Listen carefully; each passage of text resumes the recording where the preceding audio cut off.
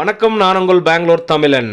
நம்ம இன்னைக்கு ஒரு ஹெல்தியான ரைஸ் ரெசிபி செய்ய போகிறோம். என்னன்னு பார்க்குறீங்களா? பாலக் ரைஸ். யாரெல்லாம் கீரை வகைங்க சாப்பிடாம இருக்காங்களோ பாலக்கீரை வச்சு இந்த மாதிரி ஒரு ரைஸ் ரெசிபி செஞ்சு கொடுங்க, விரும்பி சாப்பிடுவாங்க. நீங்களும் இதே மாதிரி செய்யணும்னு நினச்சிங்கன்னா இந்த வீடியோ முழுசாக பார்த்து செய்யுங்க, ரொம்பவே சூப்பராக வரும். செஞ்சு சாப்பிட்டு பார்த்துட்டு கமெண்ட்டில் சொல்லுங்கள் எப்படி நான் தெரிஞ்சுக்கிறேன். அப்படியே நம்ம சேனலை சப்ஸ்கிரைப் பண்ண பார்த்தா சப்ஸ்கிரைப் பண்ணிட்டு பக்கத்துலேயே பெல் ஐக்கனை கிளிக் பண்ணிட்டு ஆல் என்டர் பண்ண கிளிக் பண்ணுங்கள். அப்போ தான் அடுத்தடுத்து போடுற வீடியோ நோட்டிஃபிகேஷனாக வரும் உங்களுக்கு.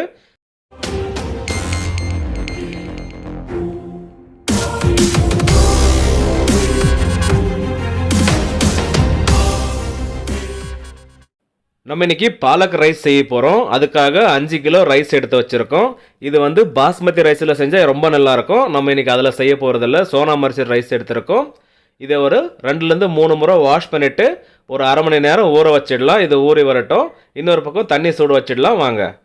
ஒரு 25 லிட்டர் தண்ணி சூடேறி வந்துட்டுருக்கு. தண்ணி அதிகமாக இருக்கிறப்போ தான் ரைஸ் வந்து ஒன்றுக்கு ஒன்று ஒட்டாமல் உதிரியாக வரும்.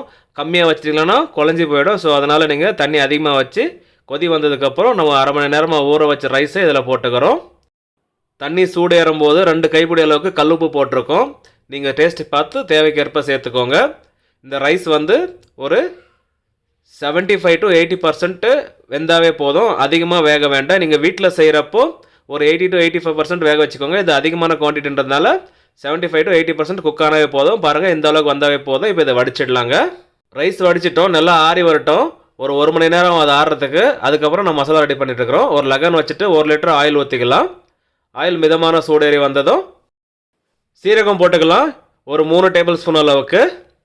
லைட்டாக பொரிஞ்சு வர்ற சமயத்தில் ஆனியன் சேர்த்துக்கணும். இதுக்காக நம்ம எடுத்துருக்கிறது 1 கிலோ ஸ்லைஸ் ஆனியன் எடுத்துருக்கோம்.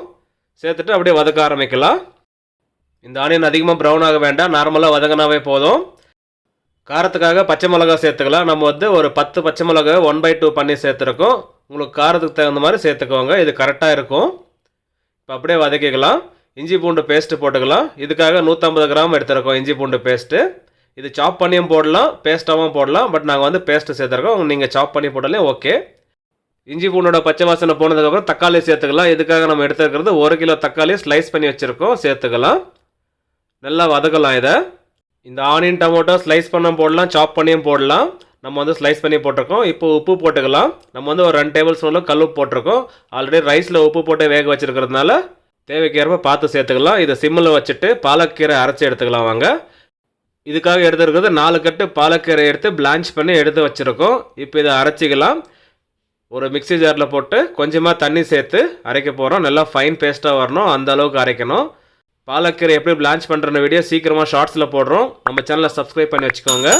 இப்போ பாருங்கள், நல்லா ஃபைனாக அரைச்சி எடுத்துட்டோம். இதே மாதிரி நம்ம எடுத்து வச்சுருக்கிற 4 கட்டு பாலக்கீரையும் அரைச்சி எடுக்க போகிறோம். நம்ம எடுத்துருக்கிற 5 கிலோ அரிசிக்கு இது கரெக்டாக இருக்குங்க. தக்காளி நல்லா வதங்கி வந்துருச்சு, பார்த்தாலே தெரியும் உங்களுக்கு. இந்த அளவுக்கு வந்ததுக்கப்புறம் மசாலா சேர்த்துக்கலாம். நம்ம இதுக்காக எடுத்துருக்கிறது கரம் மசாலா போட்டுக்கலாம் 2 டேபிள் ஸ்பூன் அளவுக்கு. ஜீரா பவுட்ரு 1 டேபிள் ஸ்பூன் போட்டுக்கலாம். அடுத்ததாக தனியா பவுட்ரு 1 டேபிள் ஸ்பூன் அளவுக்கு போட்டுக்கலாம். அவ்வளோதாங்க. இது வேண்டாம்னா ஸ்கிப் பண்ணலாம் இந்த மசாலாவை. பட் நம்ம பல்க் குவான்டிட்டி செய்கிறதுனால இந்த மசாலா போட்டால் கொஞ்சம் நல்லாயிருக்கும், அதனால் போட்டோம். நீங்கள் வீட்டுக்கு செய்கிறப்போ அப்படியே கூட செய்யலாம், நல்லாயிருக்கும். இப்போ நம்ம அரைச்சி வச்சுருக்கிற பாலக்கீரை பேஸ்ட் இதில் சேர்த்துக்கலாம். நம்ம எடுத்துருந்த 4 கட்டு கீரையை நல்லா அரைச்சிட்டோம், இதில் சேர்த்துக்கலாங்க. அப்படியே மிக்ஸ் பண்ண போகிறோம். கொஞ்சமாக தண்ணி சேர்த்து மிக்ஸ் பண்ணிக்கலாம்.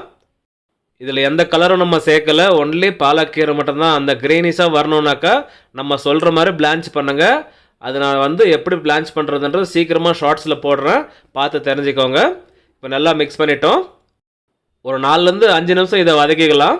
அப்போ தான் கரெக்டாக இருக்கும். ஏன்னா கீரையும் பிளான்ச் பண்ணியிருக்கோம், அதுவும் பச்சை வாசனை வராது. ஸோ நம்ம போட்டிருக்கிற அந்த மசாலாலாம் நல்லா மிங்கல் ஆகிட்டு அது ஒரு மாதிரி ஃப்ளேவர் கொடுக்கும். அந்த ஆயில் பிரிஞ்சு வரும். அந்த சமயத்தில் நம்ம ரைஸ் போட்டுக்கலாம். இப்போ பாருங்கள், கொதி வர ஆரம்பிச்சிடுச்சு. ஒரு 2 நிமிஷம் கொதிக்கட்டும். இப்படியே நம்ம அரைச்ச பாலக் பேஸ்ட் இதில் சேர்த்ததுக்கப்புறம் 4 நிமிஷம் மிக்ஸ் பண்ணியிருக்கோம். ரெடி ஆகிடுச்சு. ஸ்டவ் ஆஃப் பண்ணிட்டோம். இப்போ ரைஸ் போட்டுக்க போகிறோம். ரைஸ் வந்து நல்லா ஆறி இருக்கணும். நம்ம ஆல்ரெடி 1 மணி நேரம் ஆயிடுச்சு ஆற வச்சுருந்தோம், அது இன்னுமே ஆறல. ஸோ நம்மளுக்கு இப்போ டைம் இல்லாததுனால இந்த ரைஸ் அப்படியே போட்டு மிக்ஸ் பண்ண போகிறோம். ரைஸ் நம்ம சூடாக இருக்கிறப்ப மிக்ஸ் பண்ணால் என்ன ஆகும்னா ரைஸ் உடஞ்சிரும். அதனால தான் நம்ம ஆறுனதுக்கப்புறம் சேர்த்துக்கோங்கன்னு சொல்கிறேன். ஸோ நம்ம டைம் இல்லாத காரணத்தினால இப்போ மிக்ஸ் பண்ண போகிறோம். இந்த ரைஸ் சேர்க்கும்போது கண்டிப்பாக ஸ்டவ் ஆஃப் பண்ணியிருக்கணும். ஏன்னா ஆல்ரெடி நல்ல ரைஸ் வெந்துட்டுருக்கு, அதனால் ஆஃப் பண்ணிவிட்டு மிக்ஸ் பண்ணிக்கலாம். இந்த ரெசிபியை நமக்காக செஞ்சு கொடுத்தது செஃப் ராமு, இவர் தான் அது. இவருக்கு ஒரு தேங்க்ஸ் சொல்லிடலாம். நமக்கு நிறைய ரெசிபி இவரும் கொடுத்துருக்கிறாரு. நீங்கள் இதை பார்த்து வீட்டில் ஈஸியாக செய்கிற மாதிரி நான் சொல்லி கொடுத்துருக்கேன் உங்களுக்கு. இப்போ நல்லா மிக்ஸ் பண்ணி முடிச்சிட்டும் பாருங்கள் எந்த அளவுக்கு வந்திருக்குன்னுட்டு. இந்த மாதிரி உதிரியாக வரணும். கரெக்டாக ரைஸ் பாயில் பண்ணால் மட்டும்தான் இந்த மாதிரி வருங்க. அதே மாதிரி 5 கிலோ ரைஸ்க்கு 4 கட்டு கீரை எடுத்துருந்தோம். இதுவும் கரெக்டாக இருக்குது. உப்பு வந்து நம்ம ரைஸில் போட்டிருந்தோம், கரெக்டாக இருந்தது. மசாலாலையும் கரெக்டாக போட்டோம். இப்போ மிக்ஸ் பண்ணதுக்கப்புறம் பர்ஃபெக்டாக ரெடி ஆகிடுச்சு பாருங்கள். எந்த ஒரு ஆர்டிஃபிஷியல் கலரும் இல்லாமல் இந்த மாதிரி செஞ்சு கொடுங்க. ஹெல்த்தியாக இருக்கும் சாப்பிட்றதுக்கு. எல்லோரும் விரும்பி சாப்பிடுவாங்க. ட்ரை பண்ணி பாருங்கள். இது கூடவே கிரில்டு வெஜ்ஜஸ் வச்சுருக்கோம். இந்த ரெசிபி வேணும்னா கமெண்ட்டில் கேளுங்க. கண்டிப்பாக உங்களுக்காக அப்லோட் பண்ணுறேன் இந்த வீடியோவும். அவ்வளோதாங்க, அருமையான பாலக் ரைஸ் ரெடி ஆகிடுச்சு. இது கூட கிரில்டு வெஜ்ஜஸ் வச்சு சாப்பிட்றப்போ சூப்பராக இருக்கும். நீங்களும் இதே மாதிரி செய்யணும். இந்த வீடியோ முழுசாக பார்த்து செய்யுங்க. ரொம்பவே சூப்பராக வரும். செஞ்சு சாப்பிட்டு பார்த்துட்டு கமெண்ட்டில் சொல்லுங்கள் எப்படி அதை நான் தெரிஞ்சுக்கிறேன். அப்படியே நம்ம சேனலை சப்ஸ்கிரைப் பண்ண பார்த்தா சப்ஸ்கிரைப் பண்ணிட்டு பக்கத்தில் பெல் ஐக்கனை கிளிக் பண்ணிட்டு ஆல் என்ற பட்டனை கிளிக் பண்ணுங்க. அப்போ தான் அடுத்தடுத்து போடுற நோட்டிஃபிகேஷன் வரும் உங்களுக்கு. மேலும் மேலும் சப்போர்ட் பண்ணிட்டு வாங்க. மீண்டும் அடுத்த வீடியோவில் சந்திப்போம். பாய்.